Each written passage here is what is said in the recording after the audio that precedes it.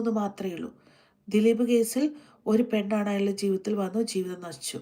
ശ്രീജ വിവാഹം കഴിഞ്ഞ ഒരാണും പെണ്ണും മറ്റൊരു പുരുഷനുമായിട്ട് മെസ്സേജ് അയക്കുന്നതും അവർ ലൈംഗിക ബന്ധത്തിൽ ഏർപ്പെടുന്നതും മറ്റുള്ളവരെ ഭർത്താവ് വഞ്ചിക്കുകയല്ലേ?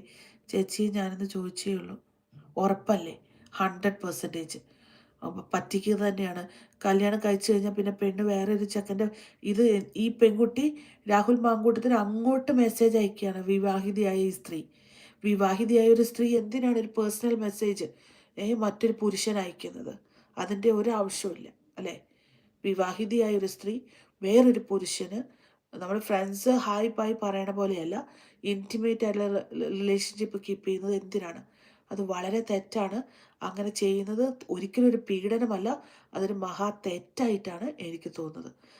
കാരണം ഈ ഒരു കാമുകനായി കഴിഞ്ഞാൽ എപ്പോൾ വേണമെങ്കിലും എന്താ പറയുക, തേപ്പ് കിട്ടാം. ഈ തേപ്പ് കിട്ടാമെന്ന് അറിഞ്ഞിട്ട് എല്ലാ രീതിയിലുള്ള റിലേഷൻഷിപ്പിലും ഏർപ്പെട്ടതിന് ശേഷം അവസാനം എന്നെ പീഡിപ്പിച്ചു എന്ന് പറയുന്നതിൽ ഒരർത്ഥവുമില്ല. അതുകൊണ്ട് തന്നെ പുരുഷന്മാർക്ക് സംരക്ഷണം കിട്ടാൻ പുരുഷ കമ്മീഷൻ അത്യാവശ്യമാണ്. രാഹുലിനെ സപ്പോർട്ട് ചെയ്തുകൊണ്ടല്ല,